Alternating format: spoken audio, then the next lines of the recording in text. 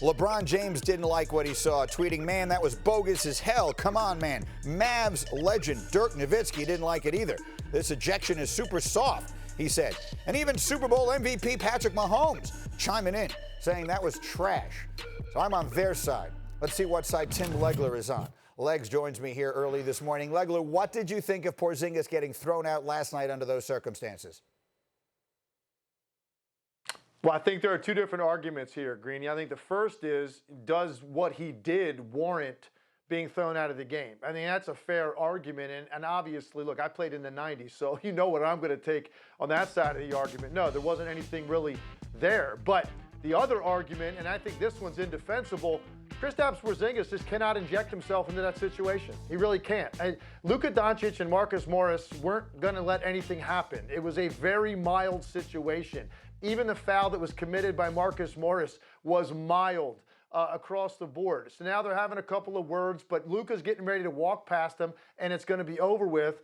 And here comes Porzingis thrusting himself into the situation, initiating the contact with Marcus Morris to now where you leave it up for interpretation from the officials. And when you already have a tech, you just can't do it.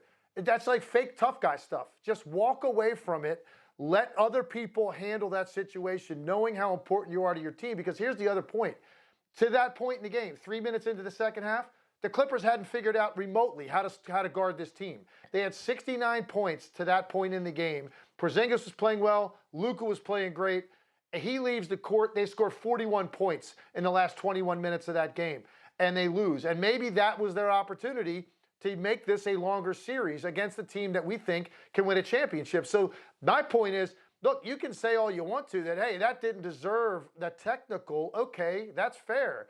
But if you're Kristaps Porzingis, and he said it, be smarter, more self-discipline in that situation because you're not accomplishing anything and you're too important to your team. Okay, I understand that. I don't disagree with what you're saying. But at the end of the day, he hit Marcus Morris in the hand with his neck. I'm not 100% sure what they threw Porzingis out for. Do you believe, particularly in a playoff game, they should have called the second tee knowing the circumstance?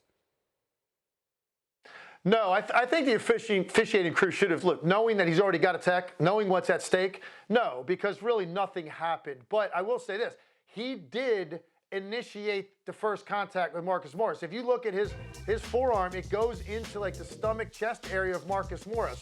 He wasn't going in there to just put his arms around Luka and like get him out of there, protect his teammate. He was going in there because he wanted to get some stuff off his chest toward Marcus Morris. And one of the things you've got to know when you play the Clippers, and particularly Marcus Morris, Patrick Beverley, guys like that, these are guys that are going to get under your skin the entire game.